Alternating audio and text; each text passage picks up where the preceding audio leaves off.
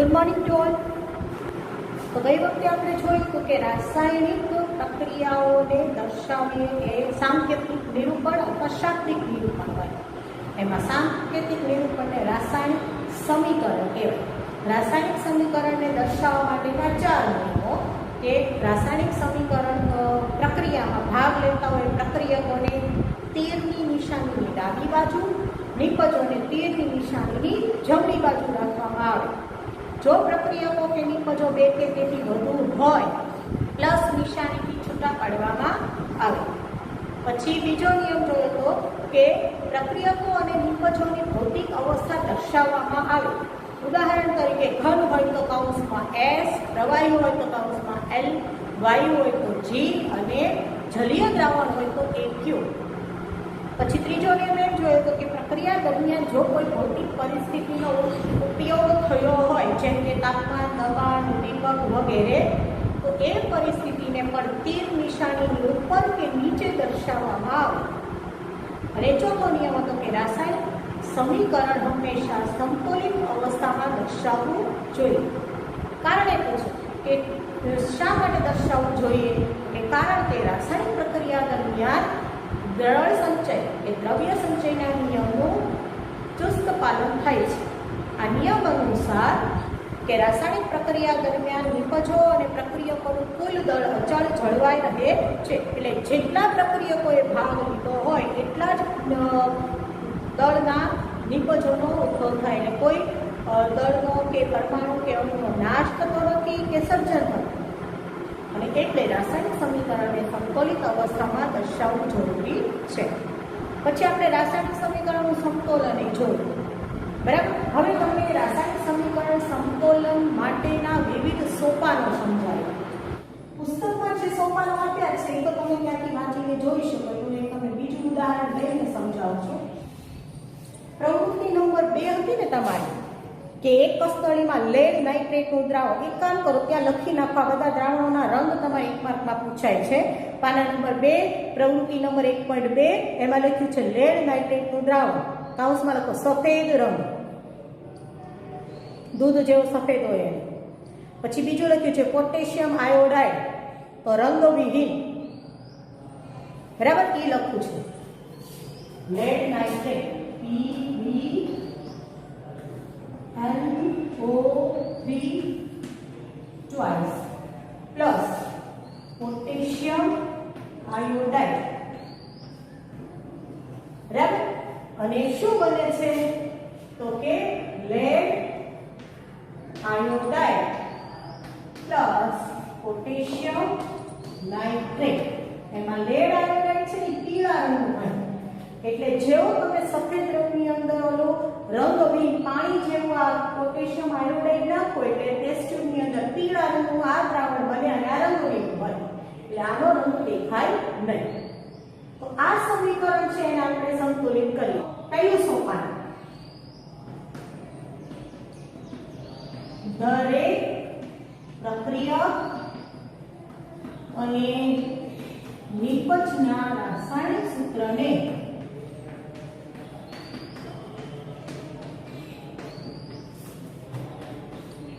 બોક્સમાં મૂકો. નામ બોક્સ કરી દો. બોક્સ એકદમ એમ દર્શાવે છે કે એક અણુ છે.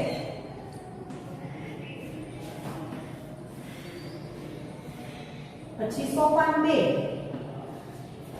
પ્રક્રિયકો અને નિપજોમાં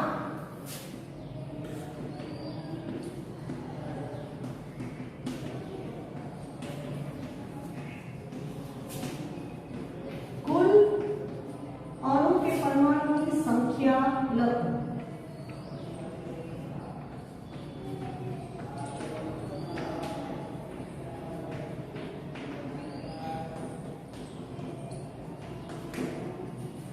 બરાબર. સોપાન આપ્યા છે પુસ્તકમાં. સોપાન તમે શીખવાના છે પણ સોપાન બહુ જ ડિટેલમાં આપ્યા છે. તમે ખાલી આ એક એક વાક્યના લખી રાખો બુકમાં. પછી પુસ્તક વાળું છે ને એ તમને સમજાવે. હવે અહીંયા પ્રક્રિયામાં કયા કયા છે તો કે જો આવી રીતે બોક્સ કરી દેવાનું. અહીંયા લખવાના પ્રક્રિયકો, અહીંયા અહીંયા તત્વો, અહીંયા નિપજોમાં રહેલા તત્વોના પ્રક્રિયકો અને નિપજોમાં રહેલા તત્વોના અણુ કે પરમાણુની સંખ્યા લખો. તો આવી રીતે પુસ્તક બનાવો. જેમ અહીંયા લખો તત્વ, તો કયા કયા તત્વ છે? તો પીવી લેડ, બીજું નાઇટ્રોજન, ત્રીજું ઓક્સિજન, પોટેશિયમ અને આયોડિન. આટલા તત્વો છે, બરાબર. તો જે તે તત્વોના પરમાણુની સંજ્ઞા આપણે દર્શાવી દઈએ અને પછી એની સંખ્યા લખીશું. પ્રક્રિયકોમાં કેટલી સંખ્યા છે અને નિપજોમાં છે એ, બરાબર. જો પ્રક્રિયકોમાં પીવી એક જ છે, બીજે ક્યાંય પીવી લેડ છે નહીં, એની સંખ્યા એ. નાઇટ્રોજન છે એ આખું બોક્સી 2 વાર છે, એટલે નાઇટ્રોજન 2 વાર થયો, બરાબર. ઓક્સિજન છે એ આમાં 3 વાર, ને આખું બોક્સ પાછું 2 વાર, 3 દુ 6 છે. પોટેશિયમ 1, આયોડિન 1, બે થી આગળ પાછળ અહીંયા બકડો તગડો કઈ લખ્યું છે નહીં, એટલે બધી એક એક છે એમ કહેવાય. તો સંખ્યા લખતા પહેલા શીખો, બરાબર. ઓકે. હવે નિપજોમાં જોઈએ આપણે. તો નિપજોમાં લેડ 1 છે, અહીંયા આયોડિન 2 છે, સોરી આપણે નાઇટ્રોજન લેવાનું. તો નાઇટ્રોજન આ બાજુ છે, એક જ છે, બરાબર. પછી ઓક્સિજન 3 જ છે, પછી પોટેશિયમ 1 જ છે, ને લેડ શું કહેવાય, આયોડિન 2 છે. તો જેમાં વધુ ફેરફાર હોય, ત્રીજું સોપાન, સોપાન 3, એટલે ત્રીજું તબક્કો કે જેમાં વધુ ફેરફાર હોય એ તત્વના પરમાણુઓની સંખ્યાને સંતુલિત કરવા જરૂરી આ જે તે પ્રક્રિયક કે નિપજની આગળ મૂકો, બરાબર. હું બોલું સરખું ક્યાં લખું? જે તત્વના પરમાણુની સંખ્યામાં વધુ ફેરફાર હોય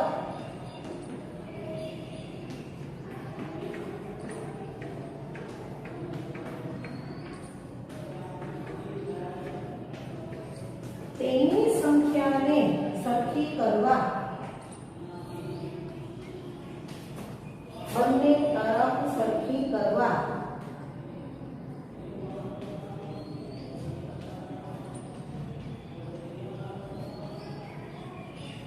યોગ્ય જગ્યાએ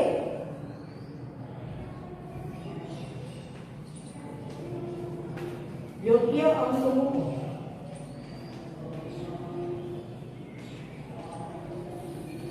તો અહીંયા આમાં સૌથી વધુ ફેરફાર જોવા મળે છે, બરાબર.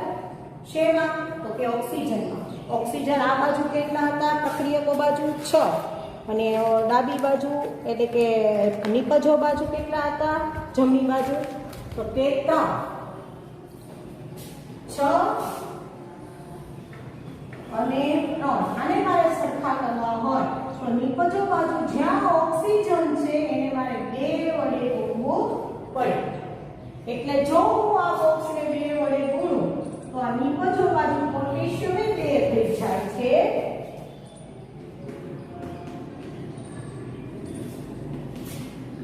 પછી ઓક્સિજન 3 થઈ ગયા, પોટેશિયમ 2 અને નાઇટ્રોજન 2 થઈ જાય છે.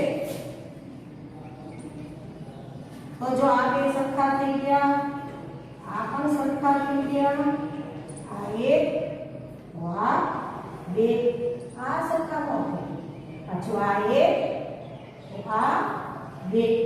તો હવે પોટેશિયમ અને આયોડિનની સંખ્યાને બે બાજુ સરખી કરવા આ બે સાથે બગડો ગુણાય એવું જરૂરી છે. તો આ બંને સમાવતું એવું ખાસ સંયોજન છે. એની આપણે બગડો મૂકી તો I બે વડે ગુણાય એટલે I બે I. તો જો હવે બધા સરખા કરીએ 1 1 2 2 6 6 2 2 2 2. સમજાયું? એટલે ચોથું સોપાન છે કે હવે આ પેન જે મોટા તફાવત વાળા તત્વની સંખ્યાને આપણે સરખી કરી તો ચોથું સોપાન છે કે હવે જે તત્વોની સંખ્યા પરમાણુની સંખ્યામાં ફેરફાર નોંધાયો છે દરેકને સમતોલિત કરો. બરાબર? અને પછી પાંચમું સોપાન કે સમતોલિત સમીકરણ લખો. આ સમતોલિત સમીકરણ છે. ચોથું છે યાદ તે વસ્તુ છે કે જે તત્વોમાં વધુ ફેરફાર હોય તેની સંખ્યાને બંને તરફ સરખી કરો અને યોગ્ય જગ્યાએ યોગ્ય અંક મૂકો. બે ક્યાં મૂકવાના છે આપણે જાતે નક્કી કરી અને મૂકવાના. પછીનું એમ થાય કે આ જ રીતે દરેક તત્વની પરમાણુની સંખ્યાને બંને તરફ સમાન કરવા જરૂરી અંક મૂકો. એ ચોથું સોપાન થાય. ઉપર ભૂસી આવે છે.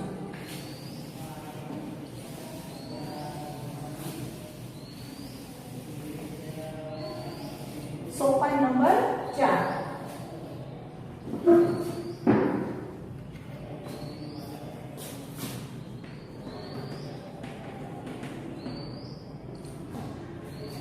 આ જ રીતે બંને તરફ દરેક તત્વના પરમાણુની સંખ્યા સમાન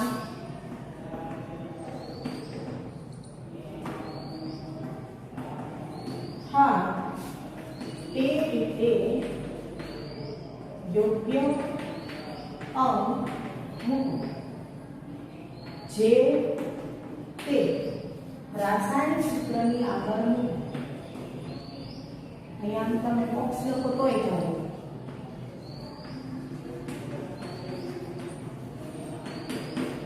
અને પાંચમું સોપાન કે સમતોલિત રાસાયણિક સમીકરણ લખો. પછી એમાં બોક્સ દર્શાવવાની જરૂર નથી.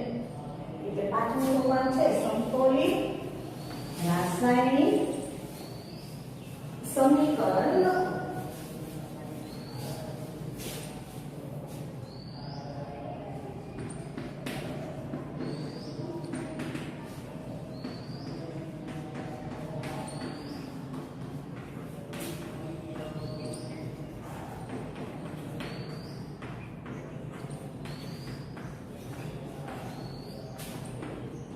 એટલે આ જે આપણે ફેરફાર કર્યો છે એને આમ લખી નાખવાનું કે PbNO3 twice plus 2Ki gives. એમાં આપણે બંને દ્રાવણ ખાલી મિક્સ કર્યા એટલે એરો નિશાની ઉપર નીચે કાંઈ આવતું નથી. PbI2 plus 2KNO3. જે હું કેપિટલ લખું છું એ કેપિટલ, જે હું સ્મોલ લખું છું એ સ્મોલ, અને યોગ્ય રીતે સંકેત દર્શાવવા જરૂરી છે. બરાબર? દરેકની ભૌતિક પરિસ્થિતિ તો આનું દ્રાવણ લીધું હતું એટલે AQ, આનું દ્રાવણ લીધું હતું એટલે AQ, આનું દ્રાવણ લીધું હતું એટલે AQ, અને આ દ્રાવણમાં જ મળે છે એટલે AQ. આવી રીતે છેલ્લે ભૌતિક અવસ્થા સાથેનું સંપૂર્ણ સંતુલિત સમીકરણ દર્શાવવાનું એ આપણું પાંચમું સોપાન થાય. બરાબર? તો આ કોઈ પણ રાસાયણિક સમીકરણના સંકલનના સોપાનો છે 5 છે એને અનુસાર કરવું જોઈએ. એ સોપાનો દર્શાવવા જરૂરી નથી હોતા. તમારે સીધો આ ફેરફાર લખવાનો અને આ સમીકરણ. બરાબર? જો એક આપ્યું છે પાના નંબર 3 ઝિંક સલ્ફેટનું, એમાં બંને બાજુ એક સરખા જ પરમાણુઓની સંખ્યા છે અને બોક્સમાં લખ્યું છે ને. તો જો એવું બને તો કહી શકાય કે બંને તરફ તત્વના પરમાણુઓ સમતોલિત છે એટલે આવા સમીકરણને સમતોલિત રાસાયણિક સમીકરણ કહેવાય. બરાબર? પછી બીજું આપ્યું છે ત્યાં નીચે પાના નંબર 3 માં Fe વત્તા H2O તો Fe2O3 સો Fe3O4 પ્લસ H2 તો પાછળ એના સોપાનો સાથે એને સંતુલિત કરતા જવાનું શીખવાયેલું છે બરાબર હવે હું સોપાનો લઈ લઉં નહીં તો તમને પુસ્તકમાં ડેટા આપેલા જ છે FeH2O this Fe3O4 plus dihydrogen 1 આ સોલિડ છે આ લિક્વિડ છે બરાબર અને સોલિડ કાર્ડ બને છે પાણીમાં ઉમેરેલો બને તો એક્વિયસ કહેવાનું અને આ ગેસ બને છે હવે જો અહીંયા પાણીની બાષ્પ સાથે પ્રક્રિયા કરી છે એવું લખે તો તમારે પાણીને G ગેસ વડે દર્શાવવું અહીંયા એમ લખે કે જલીય દ્રાવણ છે તો જ ક્યુ બનાવવાનું આ હકીકતમાં કાટ ખટાઈ જવાની પ્રક્રિયા છે એટલે અહીંયા આપણે L છે લિક્વિડ એને આપણે લખશું G કેમ કે હવામાં રહેલી પાણીની બાષ્પ લોખંડ સાથે પ્રક્રિયા કરી અને લોખંડનો કાટ બનાવે છે કાટ પણ પાવડર સોલિડ હોય છે અને વાયુ હવામાં ઉડી જાય છે ભળી જાય છે એટલે આ ચાર ભૌતિક અવસ્થાઓ થઈ બરાબર હવે જો બંને બાજુ સંખ્યા લખી તો Fe અહીંયા હાઇડ્રોજન તો કે 2 ઓક્સિજન તો કે આ બાજુ Fe કેટલા તો કે 3 હાઇડ્રોજન 2 ઓક્સિજન 4 અહીંયા 4 છે એટલે 4 અહીંયા 2 છે એટલે 2 અહીંયા 3 છે એટલે 3 બરાબર આમાં હાઇડ્રોજન સિવાયની કોઈ સંખ્યાઓ સંતુલિત દેખાતી નથી સૌથી વધુ ફેરફાર શેમાં જોવા મળે છે તો કે 4 બરાબર તો મારે એને 4 કરવા હોય આને તો મારે અહીંયા શું મૂકવું પડે ઓક્સિજનનો એક જ પરમાણુ છે અહીંયા એક ઓક્સિજન છે નહીં એટલે મારે એને ફેરફાર કરવો હોય તો આ 4 મારે અહીંયા જ મૂકવા પડે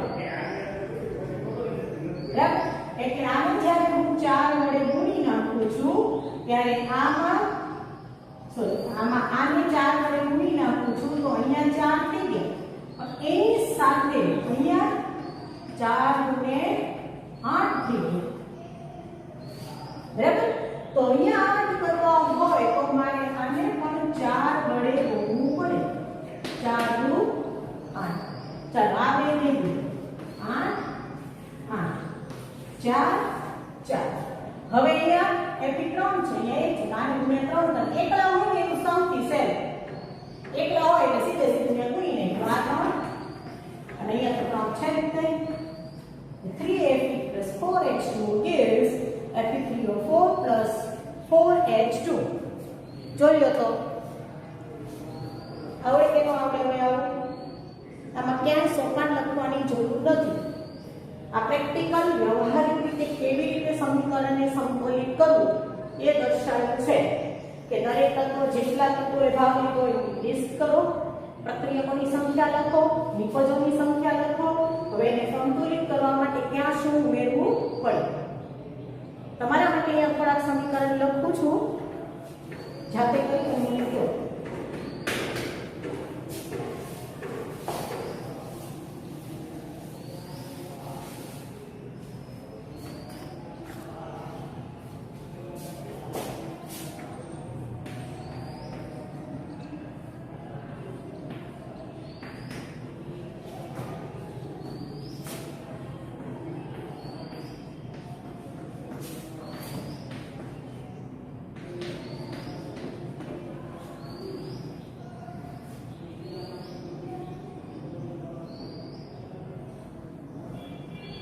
પાણી સાથે પ્રક્રિયા કરી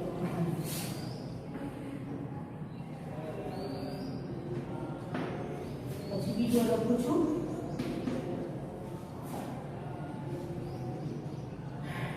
પોટેશિયમ ધાતુ બીજું તો ક્યાંથી જાતે કરવા માટે બીજા તમારી સાથે મારી પાસે એ તમને આપી દઈશ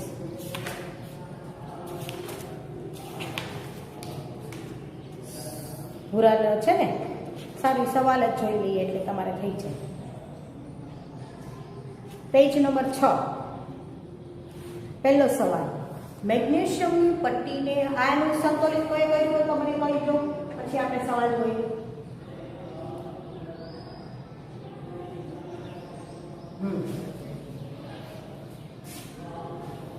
સાવ સહેલા છે. જો આ ધાતુ છે, હવે કોણ ધાતુ છે, કોણ લિક્વિડ છે, પાણીમાં બોલેલું બને તો એક્વિયસ નખાય અને વાયુ નખાય. અત્યારે કહી દઉં છું, પછી તમને જાતે ખબર હોવી જોઈએ.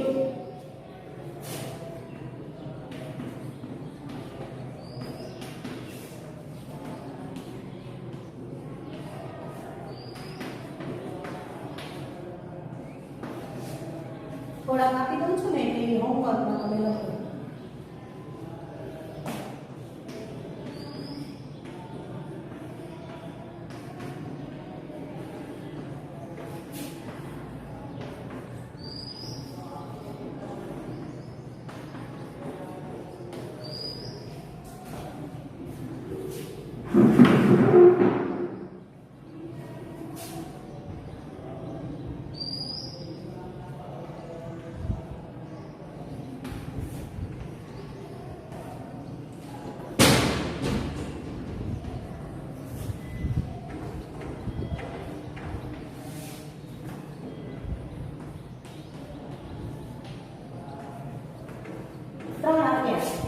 તો હવે જોઈ લો પાના નંબર 6 ઉપર કેટલાક સવાલ આપ્યા છે. એમાં સવાલ નંબર 1, મેગ્નેશિયમની પટ્ટીને હવામાં સળગાવતા પહેલા શા માટે સાફ કરવામાં આવે છે? તો જો અમારી પાસે મેગ્નેશિયમની પટ્ટી છે, જૂની છે, બરાબર. આ પટ્ટીને તમે જુઓ તો આખી સફેદ થઈ, જેવું ધાતુ ચળકતી હોય એવી ચળકતી દેખાતી નથી. આખો ભાગ છે સફેદ થઈ ગયો છે, બરાબર. શું કામ? તો કે હવામાં ખુલ્લા રહે કોઈ પણ ધાતુ. તો અહીંયા આપણે જોયું હતું કાટ લાગવાની પ્રક્રિયામાં આયન છે એ હવામાંના ભેજ સાથે પ્રક્રિયા કરી કટાય. એવી રીતે કોઈ પણ ધાતુ જ્યારે હવામાં ખુલ્લી રહે છે તો આવી સક્રિય ધાતુ છે હવાના ભેજ સાથે પ્રક્રિયા કરે, હવામાંના ઓક્સિજન સાથે પ્રક્રિયા કરે અને એની ઉપર એનું અસ્તર લાગી જાય. હવે મૂળ ધાતુનું જ્વલન બિંદુ અલગ હોય, એટલે એને સળગાવવું હોય તો એ મીણબત્તી ઉપર રાખો તો આ સળગી જાય, પણ એની ઉપર લાગેલા ઓક્સાઇડને કારણે એનું જ્વલન બિંદુ બદલાઈ જાય. આપણે ઘણો બધો વખત સુધી મીણબત્તીને ઉપર આને રાખીએ તો આને સળગતા વાર લાગે, બરાબર. પણ જો હું આને ઘસી નાખું, ઉપરનું સ્તર છે એ કાઢી નાખું, એના હાઇડ્રોક્સાઇડ અને ઓક્સાઇડનું સ્તર જે ઉપર લાગ્યું છે એ આપણે કાચ પેપરથી કે કોઈ પદાર્થથી ઘસીને કાઢી નાખીએ તો નીચેથી ધાતુની સપાટી ખુલ્લી થાય, બરાબર. અને તે એના જ્વલન બિંદુ સુધી પહોંચી અને સળગી શકે. તો અહીંયા આપણે એવું જ લખવાનું છે કે મેગ્નેશિયમની પટ્ટીને જ્યારે હવામાં સળગાવવાની હોય ત્યારે જો પટ્ટી લાંબો સમય પડી રહી હોય, હવા સાથેના સંપર્કમાં આવવાથી હવામાંના પાણીની ભેજ કે ઓક્સિજન સાથે પ્રક્રિયા કરી એના હાઇડ્રોક્સાઇડ કે ઓક્સાઇડના સ્વરૂપમાં ફેરવાઈ જાય છે. આમ ધાતુની સપાટી ઉપર એના હાઇડ્રોક્સાઇડ અને ઓક્સાઇડનું પડ લાગેલું હોય છે. એને દૂર કરીએ તો જ ધાતુની પટ્ટી છે એના જ્વલન બિંદુ સુધી ઝડપથી પહોંચી શકે અને સળગી શકે. માટે એને સાફ કરવામાં આવે છે. સારું, હવેનું છે એ તમારે ખાસ જોવાનું છે કે નીચેની રાસાયણિક પ્રક્રિયાઓ માટે સમતોલિત સમીકરણ લખો. તો hydrogen plus chlorine, hydrogen chloride, વાયુ H2, એની ક્લોરીન વાયુ Cl2, વાયુ બને તો એનો અણુ છે. હવે બંને વચ્ચે પ્રક્રિયા થાય તો H+ બનાવે છે, Cl- બનાવે છે, એક + પરસ્પર જોડાય. બંને સંયોજકતા એક છે એટલે બંનેનો એક અણુ જ જોડાય. આવું ઓલામાં શીખ્યા હતા. આવું કરીને HCl લખતા હતા, યાદ આવ્યું નોટમાં? તો બંનેના એક પરમાણુ જ જોડાય એટલે HCl બને. તો આ સંતુલિત છે.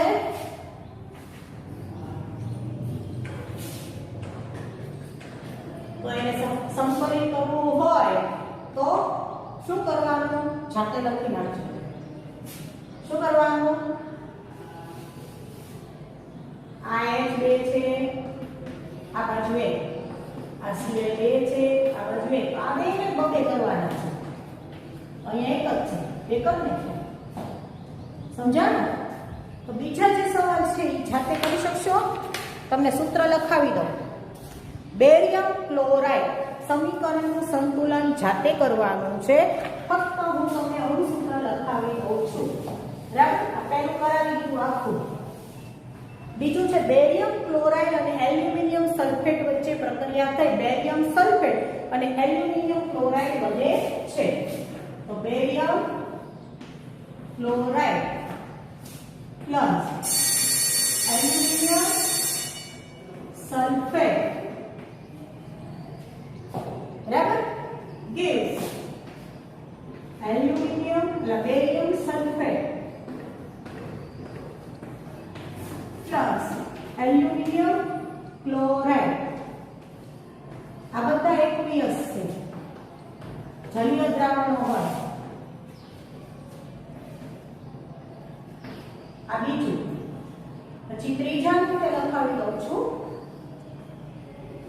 ત્રીજું એમ કીધું છે કે સોડિયમ અને પાણી, એટલે આ તો આપણે હમણાં કહ્યું એમ સોડિયમ અને પાણી, સોડિયમ હાઇડ્રોક્સાઇડ અને ડાયહાઇડ્રોજન વાયુ.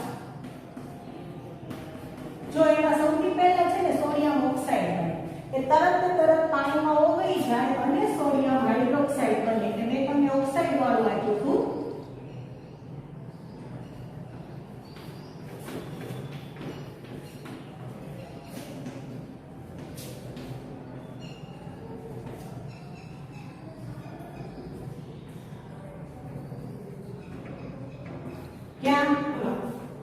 પછી સવાલ 3.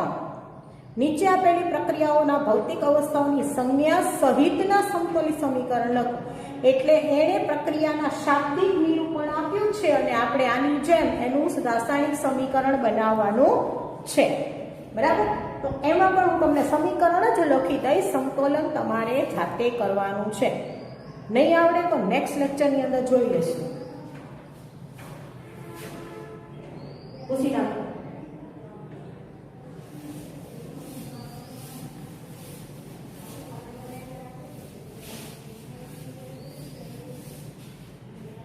એમાં પહેલું લખ્યું છે કે સોડિયમ બેરિયમ ક્લોરાઇડ અને સોડિયમ સલ્ફેટ ના પાણીમાં બનાવેલા દ્રાવણો, એટલે બંને જલીય દ્રાવણો છે એમ સમજવાનું.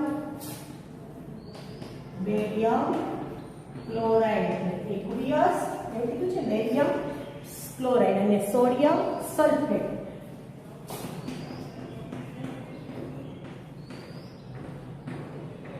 તે બંનેના પાણીમાં બનાવેલા દ્રાવણ એમ કે છે. એટલે તમારે એને આવી રીતે aqueous લખવાનું. બનાવેલા દ્રાવણો વચ્ચે પ્રક્રિયાથી અદ્રાવ્ય બેરિયમ સલ્ફેટ અને સોડિયમ ક્લોરાઇડ બને છે. અહીંયા અદ્રાવ્ય કીધું હોય ને એટલે અહીંયા સોલિડ S લખવાનું. એ પાણીમાં દ્રાવ્ય હોય તો aqueous લખાય, અદ્રાવ્ય હોય તો માટીની જેમ નીચે પડ્યું રહે છે ઘન સ્વરૂપે, એટલે S લખાય. પછી સોડિયમ ક્લોરાઇડ તો પાણીમાં દ્રાવ્ય જ હોય, સોડિયમ ક્લોરાઇડ એટલે મીઠું, તો તમને ખબર જ છે, એને લખાય aqueous. એટલે મેં તમને રાસાયણિક સમીકરણ લખી દીધું છે, મેં તમને ભૌતિક અવસ્થાઓ લખી દીધી છે. ફક્ત સંતુલન કરવાનું તમારે જોવાનું છે. ઘણી વખત એવું બને કે સંતુલન કરવાની જરૂર ન પણ પડે, તો એ સમતોલિત સમીકરણ છે એમ લખવાનું રહેશે. બીજો સવાલ. સોડિયમ હાઇડ્રોક્સાઇડના દ્રાવણમાં હાઇડ્રોક્લોરિક એસિડ નાખવામાં આવે તો પ્રક્રિયા થઈ સોડિયમ ક્લોરાઇડ અને પાણી બને છે.